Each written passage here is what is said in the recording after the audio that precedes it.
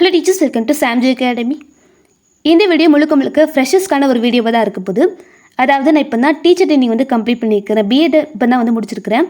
So எனக்கான next step என்ன? So நான் தமிழ்நாட்டில் அரசு பள்ளி ஆசிரியராகணும் அப்படிங்கிறது என்னுடைய எய்ம் அப்படின்னு சொல்லிட்டு இருக்கிறவங்களுக்கு அதுக்கான ப்ராசஸ் பற்றி அந்த வீடியோவில் பார்க்க போகிறோம்.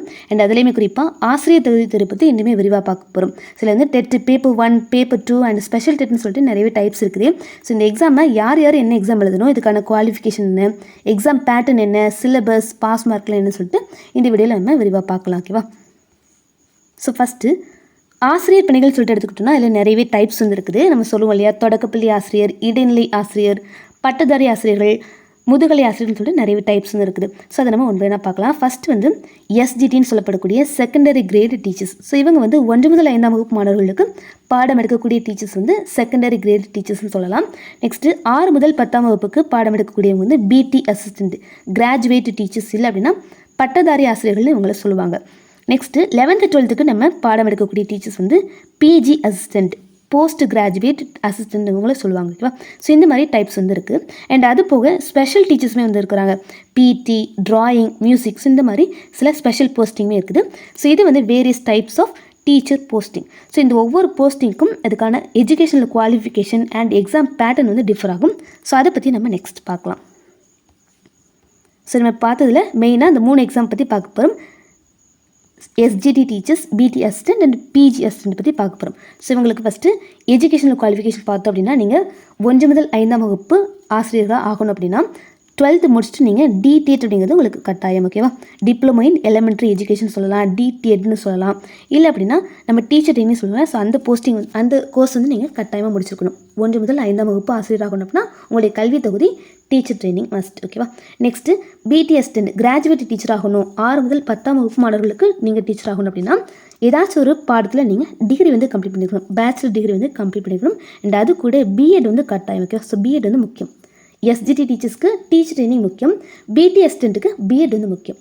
அண்ட் நெக்ஸ்ட்டு பிஜி அசிஸ்டன்ட் ஆகணும் அப்படின்னா ஸோ இவங்க மாஸ்டர்ஸ் கம்ப்ளீட் பண்ணிக்கணும். ஸோ இதில் பேச்சுலர் பார்த்து இல்லையா, ஸோ அதே டிகிரியில் இவங்க மாஸ்டர்ஸ் முடிச்சுட்டு அது கூட பிஎட் வச்சுக்கணும். ஸோ இது பிஜி அசிஸ்டண்ட்டுக்கான எஜுகேஷனல் குவாலிஃபிகேஷன். ஸோ நெக்ஸ்ட்டு எக்ஸாமை பற்றி பார்த்தோம் அப்படின்னா ஸோ இந்த பிஜிக்கு மட்டும் ஒரே ஒரு எக்ஸாம் மட்டும் எழுதினா போதுமானது. ஓகேவா? ஸோ டேரெக்டாக நியமன தேர்வு எழுதி ஸோ அவங்க மெரிட் லிஸ்ட்டில் மார்க் எடுத்தாங்கன்னா அவங்களுக்கு போஸ்டிங் கொடுக்கப்படும். அதாவது பிஜி டிஆர்பின்னு சொல்லுவோம். ஸோ அது அவங்க பிஜி லெவலில் அவங்களுக்கான சிலபஸ் இருக்கும்.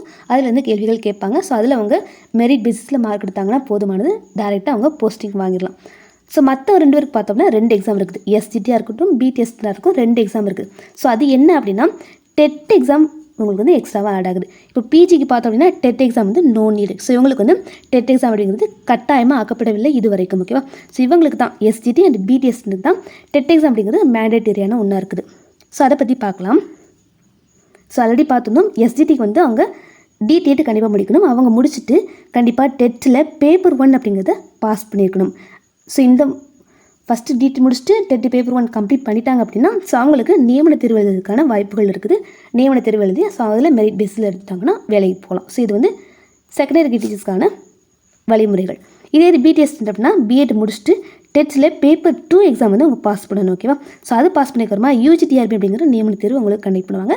ஸோ அதில் அவங்க மார்க் எடுக்கணும். ஸோ ஆல்ரெடி பார்த்த மாதிரி பிஜிஎஸ்க்கு டேரெக்டாக நியமன தேர்வுனா போதுமானது. இவங்களுக்கு டெட் எக்ஸாம் தேவையில்லை. ஓகேவா?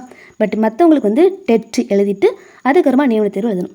ஸோ அதுலேயுமே எஸ்ஜிடிக்கு டெட் பேப்பர் 1, பிடிஎஸ்க்கு டெட்டில் பேப்பர் 2 அவங்க பாஸ் பண்ணணும்.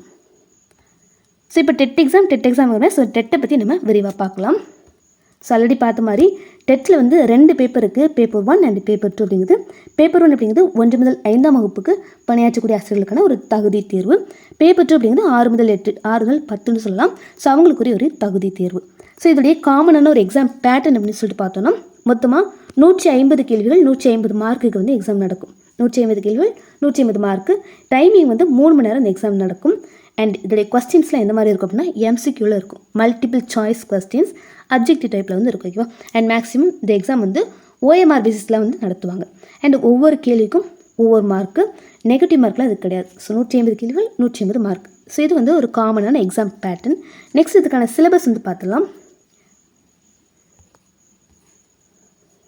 ஸோ டெட்டில் பேப்பர் 1 அண்ட் பேப்பர் 2 சொல்லிட்டு 2 பார்த்துருவோம் இல்லையா? ஸோ இதுக்கான சிலபஸ் 150 மார்க்கு கேள்விகள் கேட்குறாங்கன்னு சொல்லிட்டு பார்த்துட்டோம். இந்த 150 மார்க்கும் என்ன சப்ஜெக்ட்டுக்கு எவ்வளோ மார்க் அப்படின்னு சொல்லிட்டு இதில் பார்க்கலாம். ஃபஸ்ட்டு இதுக்கான சிலபஸ் என்ன அப்படின்னா பேப்பர் 1க்கு வந்து 1 முதல் 5ஆம் வகுப்பு படித்தா போதும்னு சொல்லிட்டு கொடுத்துருப்பாங்க. பட் அப்படி கிடையாது. சில பாஸ் ஆகணும் அப்படின்னா கண்டிப்பாக 1லேருந்து 8ஆம் வகுப்பு வரைக்கும் கண்டிப்பாக படிச்சாகணும். ஓகேவா? 1 to 5னு கொடுப்பாங்க. But 1 to 8 compulsory. இதே மாதிரி பேப்பர் 2க்கு 6 முதல் 8ன்னு சொல்லிட்டு கொடுத்துருப்பாங்க. பட் நம்ம 6 to 10 வந்து கட்டாயமாக படிக்கணும். ஸோ இது வந்து நம்ம படிக்க வேண்டிய சிலபஸ். ஸோ இப்போ எந்தெந்த சப்ஜெக்டில் எவ்வளோ கேள்விகள் கேட்பாங்க அப்படின்னா ஃபஸ்ட்டு வந்து சைக்காலஜிலேருந்து 30, தமிழில் 30, இங்கிலீஷில் 30, மேக்ஸில் 30, இவிஎஸ் அப்படின்னா இல்லை சயின்ஸ் அண்ட் சோஷியல் ரெண்டுமே சேர்ந்து உங்களுக்கு 30 கேள்விகள் கேட்பாங்க. இது வந்து பேப்பர் 1க்கு. இது பேப்பர் 2 பார்த்தோம் அப்படின்னா சைக்காலஜியில் 30, தமிழில் 30, இங்கிலீஷில் 30. நெக்ஸ்ட்டு மேக்ஸ் அண்ட் சயின்ஸ் நீங்கள் வந்து பிஎஸ்சியாக இருந்தீங்க அப்படின்னா மேக்ஸ் அண்ட் சயின்ஸ் வந்து நீங்கள் சூஸ் பண்ணிக்கலாம். ஸோ அதில் வந்து உங்களுக்கு மேக்ஸில் 30, சயின்ஸில் 30 மொத்தமாக 60 கேள்விகள் வரும். இதே நீங்கள் ஆர்ட்ஸ் மேஜராக இருந்தீங்க அப்படின்னா நீங்கள் சோஷியல் வந்து சூஸ் பண்ணிக்கலாம். ஸோ நீங்கள் வந்து சோஷியலேருந்து மட்டுமே உங்களுக்கு 60 கேள்விகள் கேட்பாங்க. ஸோ இது வந்து எக்ஸாம் பேட்டர்ன். ஓகேவா? அண்ட் இதில் காமனாக இருக்கக்கூடியது என்ன அப்படின்னா சைக்காலஜி, தமிழ், இங்கிலீஷ் வந்து உங்களுக்கு பேப்பர் 1, பேப்பர் 2 ரெண்டுக்குமே வந்து காமனாக இருக்கும். பட் இந்த பேப்பர் 2ல் வந்து இது செப்பரேட் ஆகும். பிஏக்கு தனியாக, பிஎஸ்சிக்கு தனியாக வந்து செப்பரேட் ஆகும். ஸோ இந்த மாதிரி 150 கேள்விகள் வந்து பிரித்து கொடுத்துருப்பாங்க. சிலபஸ் வந்து பேப்பர் 1க்கு ஃபஸ்ட் ஸ்டாண்டர்ட்லேருந்து 8th வரைக்கும் கட்டாயம் படிக்கணும். பேப்பர் 2க்கு ஃபஸ்ட் ஸ்டாண்டர்ட்லேருந்து பேப்பர் 2க்கு வந்து 6ஆம் வகுப்புலேருந்து 10ஆம் வகுப்பு வரைக்கும் கட்டாயமாக படிக்கணும். ஓகேவா? நெக்ஸ்ட்டு இதுக்கான பாஸ் மார்க் வந்து பார்த்துடலாம். அண்ட் பாஸ் மார்க் பார்க்க முன்னாடி டெட்டை பற்றின ஒரு பேக் ஸ்டோரி பார்த்துலாம். ஓகேவா? ஃபஸ்ட்டு வந்து ஆரம்ப காலங்களில் டீச்சர் போஸ்டிங் வந்து எப்படி போட்டுருந்தாங்க அப்படின்னா சீனியாரிட்டி பேசிஸ்லாம் போட்டிருந்தாங்க இல்லையா? ஸோ அப்படி போடும்போது எல்லாருக்கும் 45 வயசு 55 வயசுல வேலை கிடச்சிது. ஸோ அப்படி இருக்கும்போது 2012 வந்து டெட் எக்ஸாம் அப்படிங்கிறத அனௌன்ஸ் பண்ணுறாங்க. ஸோ அதில் என்ன கொண்டு வராங்க அப்படின்னா நீங்கள் 150 மார்க்குக்கு இந்த எக்ஸாம் நடக்கும். அதில் நீங்கள் 90 மார்க் எடுத்தால் போதுமானது. ஸோ எல்லாருக்குமே 90 மார்க் எடுத்தால் போதுமானது உங்களுக்கு வந்து போஸ்டிங் நிச்சயம் அப்படிங்கிற மாதிரி தான் அந்த எக்ஸாம் வந்து இன்ட்ரடியூஸ் பண்ணுறாங்க 2012. ஸோ 90 மார்க் எடுத்த எல்லாருக்குமே வந்து போஸ்டிங் போட்டிருக்காங்க. ஸோ அப்போ வந்து பாஸ் பண்ணவங்க பார்த்தோம்னா அப்போ அந்த எக்ஸாம் பற்றின அவேர்னஸ் யாருக்கும் இல்லையா? ஸோ அதனால் வெறுமனே ஒரு 1000, 1500 ஸோ அந்த மாதிரி வந்து பாஸ் பண்ணியிருக்காங்க. ஸோ அதனால் எல்லாருக்குமே போஸ்டிங் போட்டாங்க. ஸோ போக போக 2013லலாம் பார்த்தோம் அப்படின்னா 30,000, 40,000 பேர் வந்து பாஸ் பண்ண ஆரம்பிச்சிட்டாங்க. ஸோ அதில் நிறைய காரணங்கள் சொல்ல ஆரம்பிச்சிட்டாங்க. நிதி பற்றாக்குறை அண்ட் வேகன்சி வந்து கம்மியாக இருக்குது, பாஸ் பண்ணவங்க நிறைய இருக்காங்க. ஸோ அந்த மாதிரிலாம் நிறைய சொல்லி கடைசியில் போஸ்டிங்கே போடாமல் விட்டுட்டாங்க. ஓகேவா? 2013, 2017, 19, 22, 23 எக்ஸாம் நடந்துச்சு. பட் எந்த ஒரு போஸ்டிங்கும் இல்லை. இதோடைய நிலைமை என்ன தெரியாமல் இருந்துச்சு. ஸோ பட் பின் நாட்களில் வந்து ஓகே இது வந்து வெறுமனே தகுதி தேர்வு தான், டீச்சர் எலிஜிபிலிட்டி டெஸ்ட் தான், இது வந்து வெறுமனே ஆசிரியர் தகுதி தேர்வு. ஸோ இதுக்கு வருமா நீங்கள் நியமன தேர்வுன்னு சொல்லிட்டு ஒன்று எழுதணும் அப்படின்னு சொல்லிட்டு கொண்டு வந்துட்டாங்க. ஸோ அதை நம்ம பார்த்துருப்போம். எஸ்டிடிக்கு வந்து பேப்பர் 1 பாஸ் பண்ணிவிட்டு நியமன தேர்வு எழுதணும். பிடிஎஸ் வந்து பேப்பர் 2 பாஸ் பண்ணிவிட்டு நியமன தேர்வுன்னு சொல்லிட்டு பார்த்துருப்போம் இல்லையா? ஸோ இப்போ டெட் அப்படிங்கிறது நியமன தேர்வு மட்டும்தான் இருக்குது. ஸோ தகுதி தேர்வு மட்டும்தான் இருக்குது. ஸோ இப்போ இதுக்கான பாஸ் மார்க் என்ன அப்படின்னா ஓசி கேட்டகரிக்கு வந்து 90 மார்க் வந்து அவங்க எடுத்தால் போதும். ஓகேவா? ஓசி கேட்டகரி 90 மார்க். ஸோ ஸ்டார்டிங்கில் கூட அதே 90 அப்படியே இருக்குது உங்களுக்கு. ஸோ மற்றவங்க எல்லாமே பிசி, பிசிஎம், எம்பிசி, டிஎன்சி இவங்க வந்து 75 மட்டும் எடுத்தால் போதுமானது. Next SC, SC, ST and PWD person with disability. So இவங்க எல்லாமே வந்து 60 மார்க் மட்டும் எடுத்தால் போதுமானது.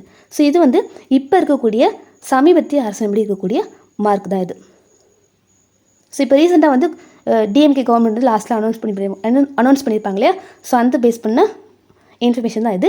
ஓசி வந்து 90 மார்க்ஸ் எடுக்கணும். பிசி, பிசிஎம், எம்பிசி, டிஎன்சிலாம் 75, எஸ்சி, எஸ்சி, எஸ்டி, பிடபிள்யூடி இவங்களாம் வந்து 60 மார்க் வந்து எடுக்கணும். ஓகேவா? ஸோ இது வந்து இப்போ இருக்கக்கூடிய பாஸ் மார்க்.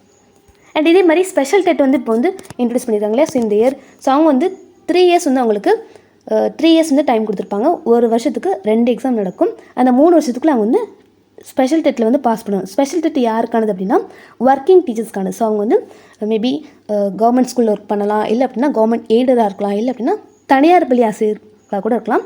ஸோ நீங்கள் டீச்சராக இருக்கணும் அப்படின்னா எந்த இடத்துலனாலும் சரி நீங்கள் டீச்சராக வேலை பார்க்குறீங்க அப்படின்னா கண்டிப்பாக டெட்டில் வந்து பாஸ் பண்ணிக்கணும்னு சொல்லிட்டு அவங்களுக்கு ஒர்க் பண்ணுறவங்களுக்கு தனியாக வந்து இந்த எக்ஸாம் நடத்துகிறாங்க. பட் தனியாக நடத்துறதுனால எந்த ஒரு சலுகையும் அவங்களுக்கு கிடையாது. ஸோ நமக்கு என்ன காமன் டெட்டுக்கு என்ன சிலபஸோ அதே சிலபஸ் தான் அவங்களுக்கு இருக்குது. கொஸ்டினோட டஃப்னஸ் நீங்கள் இப்போ பார்த்துருக்கலாம். இப்போ ரீசெண்டாக தான் முடிஞ்சு. ஸோ அதுக்கான கொஸ்டின் பேப்பர் நீங்கள் பார்த்தீங்கன்னா ஈக்குவல் டஃப்னஸ் இருக்குது. சொல்லப்போனால் இன்னுமே அதிகமான ஒரு டஃப்னஸோட தான் கேள்விகளும் கேட்டிருக்காங்க. ஸோ அவங்களுக்கும் பாஸ் மார்க்குமே சேம் தான். ஓகேவா? ஸோ இதே பேட்டர்ன் தான் பாஸ் மார்க்கும் உங்களுக்கு.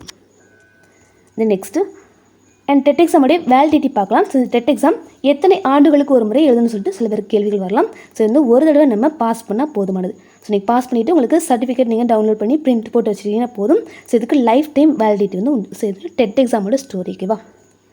ஸோ நம்ம ஸ்டார்டிங்கில் வீடியோ வந்து எதுக்கு ஆரம்பிச்சோம் அப்படின்னா தமிழ்நாட்டில் அரசு பள்ளி ஆசிரியர் ஆகுது எப்படின்னு சொல்லிட்டு பார்த்துருப்போம். ஸோ இதில் நிறைய டைப்ஸ் இருக்குன்னு பார்த்துப்போம். SGT, PT assistant, PG assistant and special டீச்சர்னு சொல்லிட்டு இருக்கிறாங்க. ஸோ ஒவ்வொரு போஸ்டிங்கும் அதுக்கான கல்வி தகுதிகள் பார்த்துப்போம் இல்லையா. எஸ்ஜிடிக்கு வந்து டிடிஎட் முடிக்கணும் அண்ட் அது கூட டெட் பேப்பர் 1 வந்து பாஸ் பண்ணணும்னு பார்த்துப்போம். பிடி அசிஸ்டண்ட்டுக்கு பிஎட் முடிச்சுட்டு டெட் பேப்பர் 2 வந்து பாஸ் பண்ணணும்னு சொல்லிட்டு பார்த்துப்போம். நெக்ஸ்ட்டு பிஜி அசிஸ்டண்ட்டுக்கு வந்து பிஜி, பிஎட் அண்ட் பிஜிடிஆர்பி எக்ஸாம்னு சொல்லிட்டு பார்த்துருப்போம் இல்லையா. நெக்ஸ்ட்டு டெட்டுடைய பேட்டர்ன்ஸ் எல்லாமே பார்த்துருப்போம். ஸோ இது உங்களுக்கு கண்டிப்பாக யூஸ்ஃபுல்லாக இருக்கும்னு நினைக்கிறேன். ஸோ இதே மாதிரி டீச்சர் ட்ரைனிங் முடிச்சுட்டு பிஎட் முடிச்சுட்டு யாராச்சும் இருந்தாங்க அப்படின்னா ஸோ உங்களுக்கு வழிகாட்டுதலுக்கு இது வந்து யூஸ்ஃபுல்லாக நினச்சிங்கன்னா மறக்காமல் இந்த வீடியோ ஷேர் பண்ணி விடுங்க. அண்ட் நெக்ஸ்ட் நம்ம டெட் எக்ஸாம் பற்றி இன்னுமே விரிவாக பார்க்க போகிறோம். அதோடைய சிலபஸ் என்ன, ஸோ அதை வந்து நம்ம 4 மந்த்ஸில் வந்து எப்படி படிக்கலாம்னு சொல்லிட்டு உங்களுக்கு ஒரு ஸ்டடி பிளானோட நம்ம ஒரு டெஸ்ட் பேட்ச் வந்து பிளான் பண்ணியிருக்கோம்.